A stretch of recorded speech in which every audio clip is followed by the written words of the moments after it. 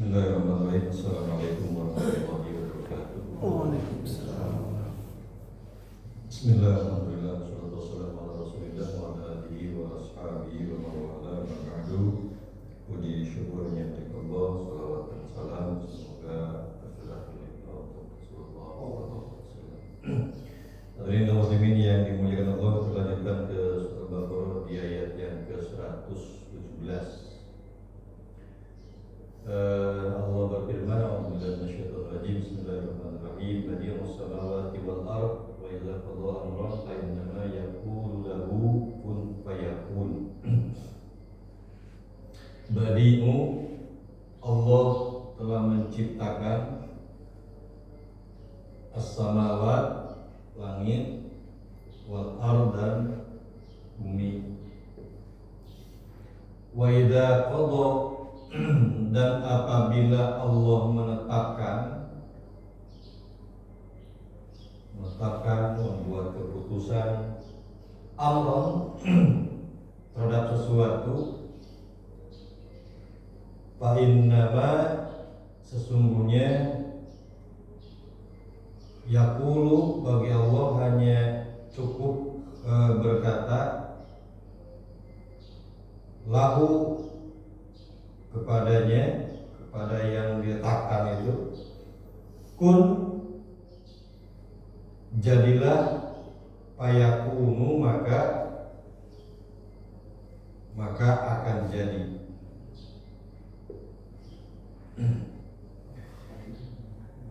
Badi'us samawati wal ardh, Allah menciptakan langit dan bumi. Allah yang telah menciptakan langit dan bumi.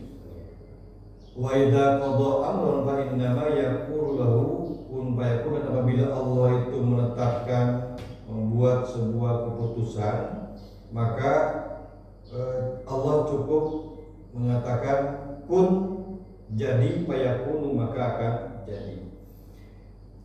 Ini bantahan terhadap ayat yang sebelumnya yang mengatakan bahwa Allah itu mempunyai anak, bahwa Uzair itu anaknya Allah, bahwa Isa itu anaknya Allah, dan kaum musyrikin Arab itu mengatakan bahwa malaikat itu adalah anaknya Allah. Nah, ini dibantah oleh Allah bahwa Allah ketika memerintahkan atau membuat sebuah keputusan atau menciptakan sesuatu, Allah tidak butuh perantara.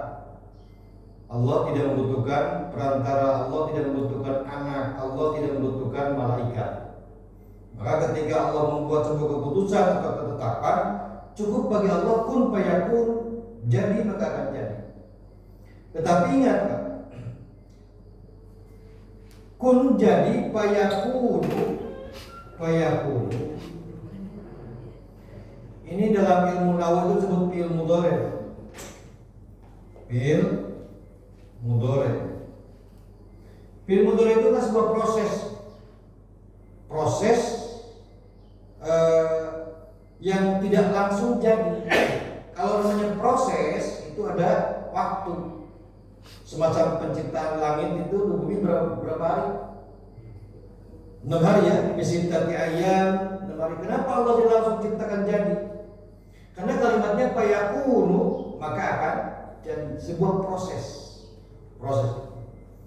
Kalau Allah menetapkan seseorang itu miskin, maka dia akan jadi miskin. Tetapi ada proses dulu, proses pemiskinannya.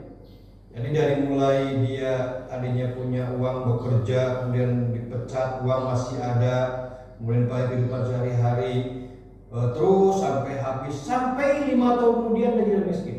Jadi itulah proses penetapan sesuatu yang ditentukan oleh Allah. Jadi tidak langsung instan hari itu, tapi sebelumnya ada proses dulu sehingga ya harus seperti itu. Allah menentukan seseorang menjadi kaya, tentu saja ada proses dulu. Ada proses dari awal dia bekerja sungguh-sungguh, kemudian karirnya bagus, sampai gajinya besar, sampailah dia jadi orang kaya. Ketika Allah menentukan, nah disangkakan, diperkirakan oleh kaum Yahudi dan Nasrani dan Quraisy musyrik Arab itu, bahwa semua proses itu adalah membutuhkan perantara, bantuan dari anak-anaknya Allah, kata mereka, termasuk juga malaikat. Nah, dibantah oleh ayat ini, ketika Allah menetapkan sesuatu, Allah tidak butuh perantara, Allah tidak butuh anak. Jadi ayat ini adalah bantahan dari ayat yang sebelumnya. Ada yang menarik, pertanyaan dari seorang ibu itu bertanya begini, Pak, kenapa Allah tidak langsung melaknat seorang istri yang menjauhi tempat tidur dari suaminya? Kenapa di hadis itu dikatakan bahwa la'anat hal malaika, hanya malaikat yang melaknatnya? Bukan kenapa tidak Allah langsung menghukumnya? Laknat itu dari Allah, bukan datangnya dari malaikat. Kan kalau kaitan ayat ini Allah menyatakan wa idza qada amran fa innama yaqulu lahu kun fayakun. Ketika Allah ingin menetapkan sesuatu, menghukum sesuatu atau membuat aturan sesuatu, Allah cukup mengatakan kun fayakun. Tetapi kenapa ketika seorang perempuan idza batat al-mar'ah, apabila seorang istri itu dia muhajirah, meninggalkan zauj muhajirah firashis zaujiha, ketika dia meninggalkan tempat tidur suaminya atau tidak mau melayani suaminya, kenapa di situ hanya malaikat yang melaknatnya? Lanat hal malaika hatta tusbiha, malaikat yang melaknatnya sampai pagi. Kenapa tidak Allah langsung yang melaknatnya? Kenapa harus malaikat? Kenapa Allah tidak Allah langsung yang menghukumnya? Kan Allah itu wa idza qada amran fa innama yaqulu kun fayakun. Kenapa tidak Allah langsung memutuskan? Allah yang memberi putusan, Allah yang buat ketetapan. Kenapa harus lewat malaikat?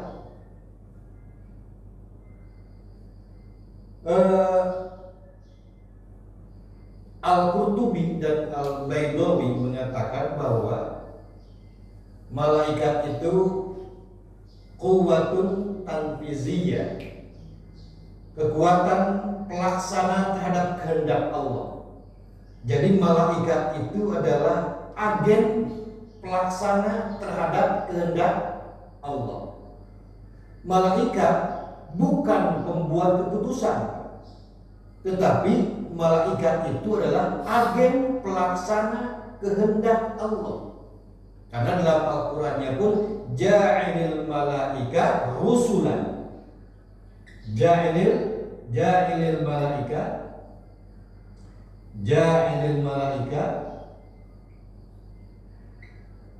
rusulan. Malaikat itu utusan. Malaikat itu utusan, bukan pembuat keputusan, tetapi malaikat adalah utusan. Terus kaitannya kalau malaikat itu adalah seorang utusan, bukan pembuat keputusan, lantas di hadis itu laknat hal malaikat, laknatnya malaikat itu apa? Laknatnya malaikat itu adalah mendapatkan mandat dari Allah sebagai utusan untuk menyampaikan bahwa itu adalah laknat Allah, bukan laknat malaikat. Itu adalah laknat Allah, bukan laknat malaikat. Hanya disampaikan oleh malaikat. Sebab ketika Allah itu membuat keputusan, malaikat ikut.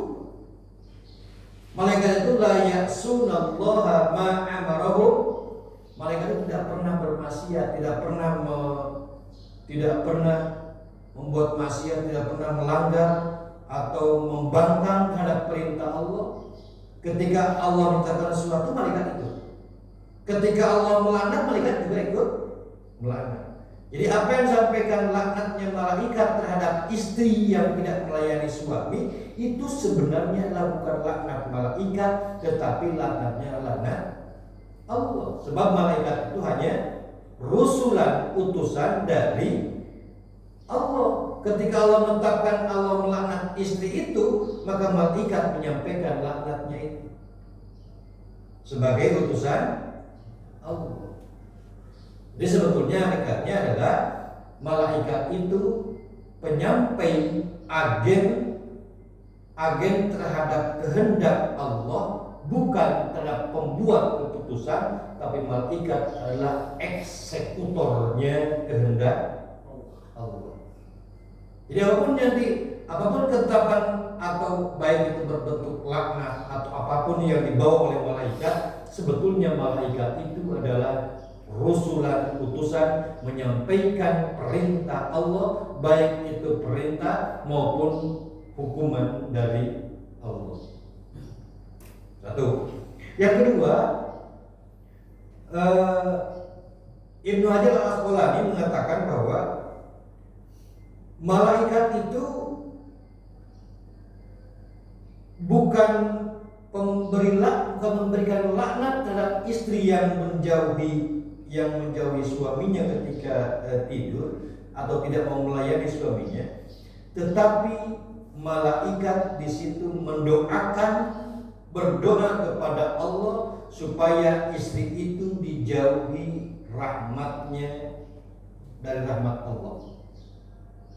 Jadi bukan malaikat melaknat istri itu, tetapi kata Ibnu Hajar Al-Asqalani bahwa malaikat berdoa kepada Allah supaya istri itu dijauhkan dari rahmat Allah.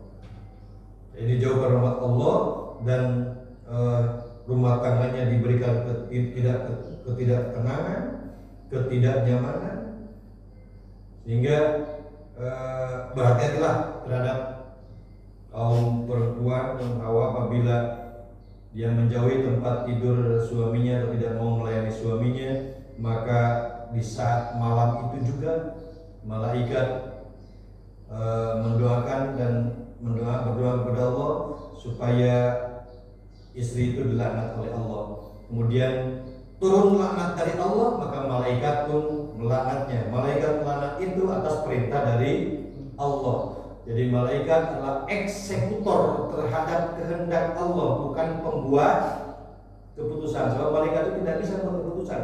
Malaikat itu hanya menjalankan utusan, tidak bisa membuat keputusan. Jadi ya, itu tafsir surat Al-Baqarah ayat 117. Saya sampaikan, mohon maaf atas segala hilangnya. Assalamualaikum warahmatullahi wabarakatuh. Waalaikumsalam.